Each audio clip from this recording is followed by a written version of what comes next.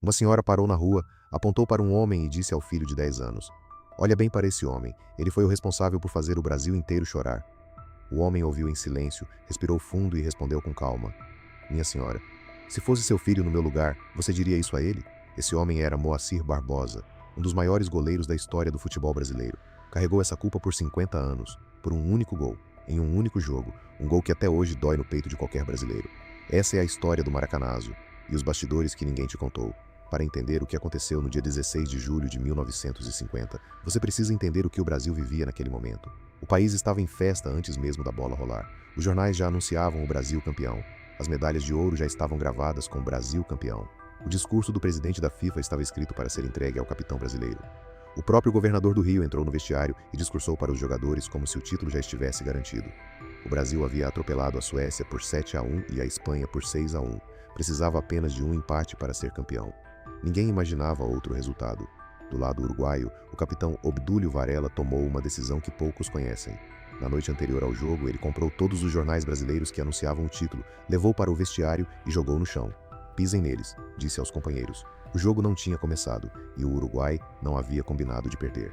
200.000 pessoas entraram no Maracanã naquele domingo, o maior público da história do futebol mundial. A cidade parou. Quem não foi ao estádio ficou colado no rádio. Aos 2 minutos do segundo tempo, Friaça marcou para o Brasil. O Maracanã explodiu. Era o maior barulho humano já produzido naquele estádio. O título parecia encaminhado, mas Schiaffino empatou para o Uruguai. O Brasil ainda estava classificado. Faltavam 11 minutos. Foi quando Guidia pegou a bola pela ponta direita. Barbosa esperava um cruzamento. Era a lógica da jogada. Mas Guidia chutou, rasteiro no canto. A bola entrou e 200.000 pessoas ficaram em silêncio. Não houve grito, não houve vaia, só silêncio. O tipo de silêncio que acontece quando algo é grande demais para ser processado. O árbitro apitou o fim. Brasil 1, Uruguai 2. Jules Rimet entregou a taça nas mãos uruguaias, sem discurso, sem cerimônia, em silêncio. O discurso preparado para o Brasil nunca foi lido. No vestiário, jogadores choravam, torcedores tentavam arrombar as janelas para agredir os atletas. A polícia cercou o estádio. O time ficou preso no Maracanã até as 9 da noite. O técnico Flávio Costa sumiu. O jogador Danilo foi o último a deixar o gramado, chorando sozinho no campo vazio, em uma das imagens mais dolorosas da história do futebol. E no dia seguinte, o Brasil precisava de um culpado. Escolheram Barbosa. Ninguém questionou o esquema tático. Ninguém cobrou os políticos que invadiram a concentração na véspera para aparecer em fotos. Ninguém responsabilizou os jornais que anteciparam o título. Tudo foi colocado nos ombros de um único homem. Barbosa nunca mais foi convocado. Passou o resto da vida sendo reconhecido nas ruas não pelo que construiu, mas pelo que o Brasil decidiu que ele havia destruído. Morreu em abril de 2000, com 79 anos, pobre e esquecido. E o mais cruel de tudo?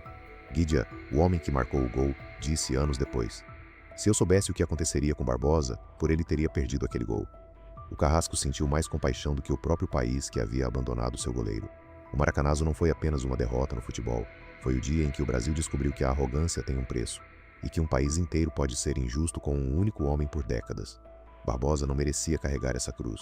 Nenhum jogador merece. Me conta nos comentários, você acha que o Brasil foi justo com Barbosa ou ele foi a maior vítima injusta da história do futebol brasileiro? Se você curtiu esse vídeo, deixa o like e se inscreve no canal.